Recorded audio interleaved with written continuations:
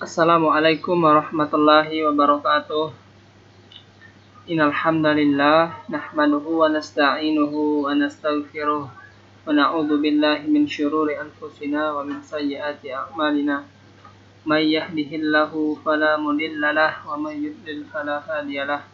Asyhadu an la ilaha illallah wahdahu la syarikalah wa asyhadu anna Muhammadan 'abduhu wa rasuluh. Allahumma salli ala Muhammadin wa ala ali Muhammad kama sallaita ala Ibrahim wa ala ali Ibrahim innaka Hamidum Majid.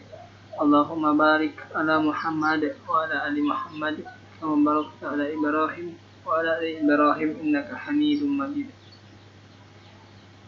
Yang pertama, marilah kita hendaknya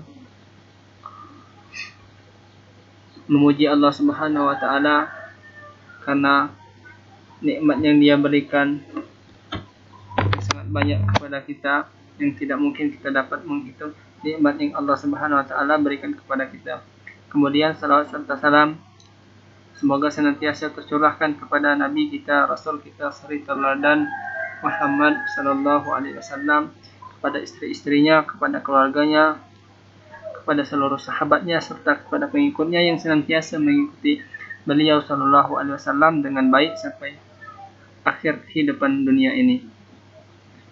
Perkenalkan, nama saya Ganda Saputra dari Sekolah Tinggi Ekonomi Bisnis Islam. Di sini saya akan mempresentasikan rencana bisnis toko sembako yang merupakan tugas dari mata kuliah manajemen bisnis untuk memenuhi nilai ujian akhir semester yang diampuh oleh dosen Ibu Mandi Okmiarti Pratiwi SEMA. Baiklah, saya mulai dari pendahuluan latar belakang. Dengan sulitnya memperoleh pekerjaan pada zaman ini menyebabkan jumlah pengangguran semakin banyak. Dilihat dari segi ekonomi individual, tentu saja pengangguran itu sangat merugikan karena manusia mempunyai kebutuhan yang tidak terbatas. Oleh karena itu, sebagai calon tenaga kerja, kita harus mampu berpikir kreatif, inovatif, yang mampu membaca peluang serta pandai memanfaatkan peluang yang ada sesuai dengan kemampuan yang kita miliki dan tidak hanya terfokus pada satu jenis pekerjaan saja. Dengan berwirausaha, kita dapat mengurangi jumlah pengangguran. Selain itu juga dapat memberikan keuntungan dalam segi ekonomi, karena ini akan berpengaruh besar terhadap pertumbuhan ekonomi suatu negara.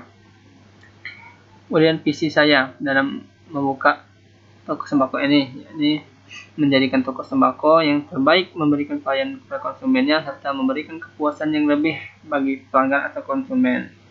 Visi mampu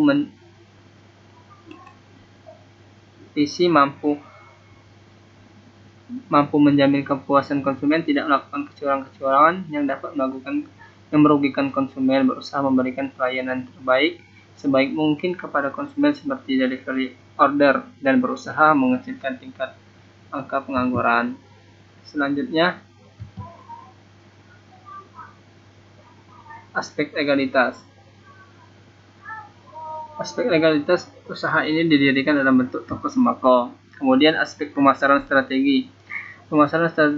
Strategi pemasaran yang dilakukan saya sebagai pemilik yaitu dengan membuat pamflet yang cukup besar, mempromosikannya dengan memasang iklan di toko sembako, dan juga mempromosikannya lewat media sosial internet agar masyarakat dengan mudah mengenali toko saya tersebut.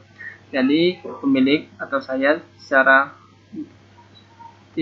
tidak perlu secara gencar mempromosikan karena sudah banyak pelanggan yang tahu dengan toko tersebut. Hanya saja sekarang yang menjadi tujuan pemilik adalah sebagaimana mempertahankan pelanggan agar tidak pindah ke pesaing yang lain, dan berusaha memberikan pelayanan yang sebaik-baiknya agar pelanggan secara tidak langsung mempromosikan toko tersebut ke orang lain.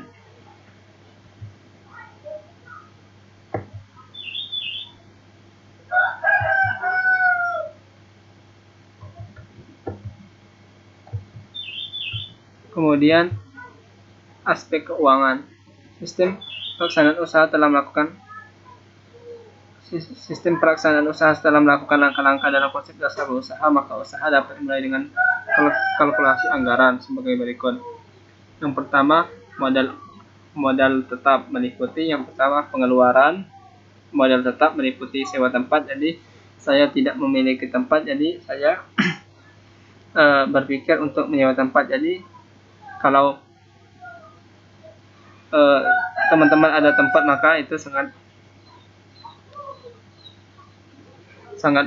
beruntung sekali untuk dimanfaatkan untuk sebagai usaha atau untuk disewakan.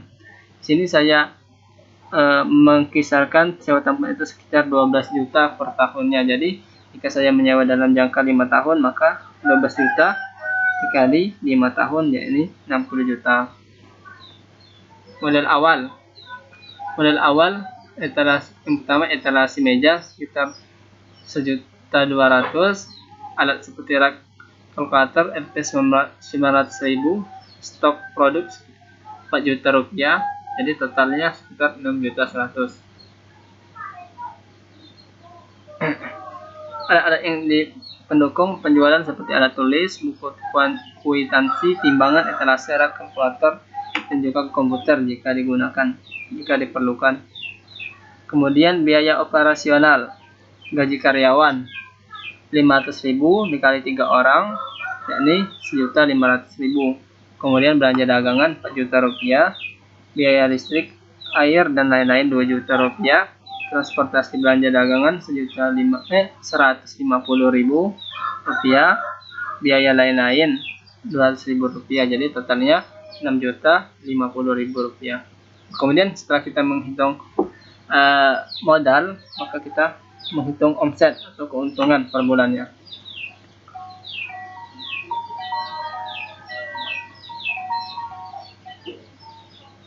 Omset harian rata-rata 300.000 rupiah, maka dikalkulasikan omset harian dikalikan dengan jumlah hari dalam satu bulan, yakni 30. Jadi 300.000 dikalikan 300.000 dikalikan 30 hari sama dengan 9 juta rupiah. Jadi keuntungan omset kotornya 9 juta rupiah. Kemudian kita menghitung laba bersih, keuntungan bersih per bulannya, yakni keuntungan kotor 9 juta rupiah dikurangkan dengan biaya operasional, biaya-biaya, yakni 6.050. Jadi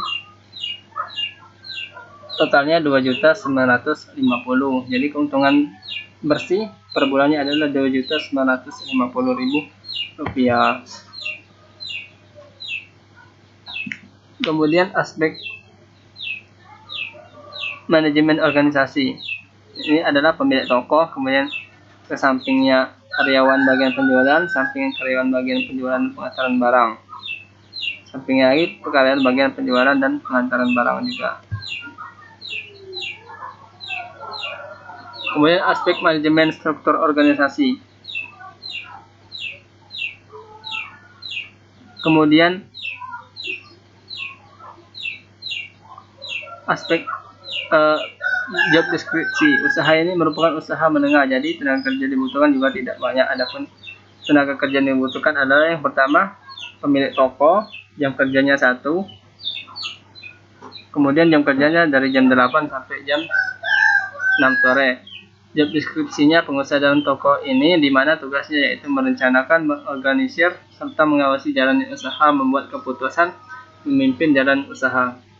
Kemudian yang kedua, karyawan bagian penjualan. Itu ada 3, jam kerjanya dari jam 8 sampai jam 5 sore. Job deskripsinya melayani para konsumen baik dalam penjualan ataupun informasi tentang produk, memasarkan produk, mengantarkan pesanan pembeli. Kemudian aspek teknis. Sarana dan prasarana. Yang pertama, lokasi perusahaan. Lokasi tempat usaha berada di pusat kota hingga memudahkan konsumen dalam mengetahuinya. Kesediaan sumber daya tidak begitu membuat keahlian khusus. Sistem manajemen usaha. Sistem manajemen adalah pemilik sebagai pemegang keputusan tertinggi. Kemudian kita membahas tentang analisis SWOT. Sebelum melaksanakan satu usaha, kita perlu mengetahui hal-hal atau aspek-aspek yang berpengaruh terhadap usaha tersebut. Berikut adalah beberapa hal-hal aspek di atas. Yang pertama adalah strike atau kekuatan.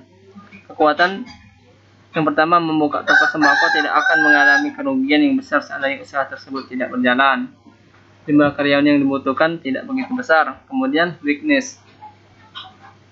Kelemahannya, mudah mendapatkan karyawan karena yang bisa menjadi karyawan dari usaha tersebut tidak harus mempunyai pengalaman sebelumnya ataupun bisa dari keluarga.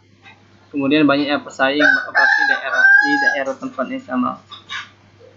Kemudian opportunities-nya, kesempatan memberikan keuntungan yang cukup besar, prospek atau peluangnya cukup besar untuk dikembangkan.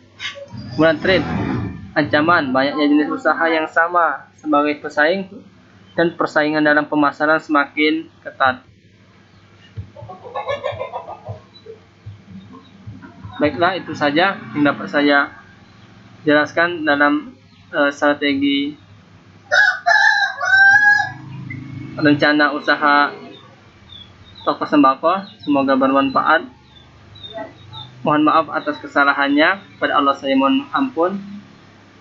Wassallallahu ala nabiyyina Muhammadin wa ala alihi wasallam. Subhanakallahumma wa bihamdika asyhadu an la ilaha illa anta astaghfiruka wa atubu ilaik. Wassalamualaikum warahmatullahi wabarakatuh.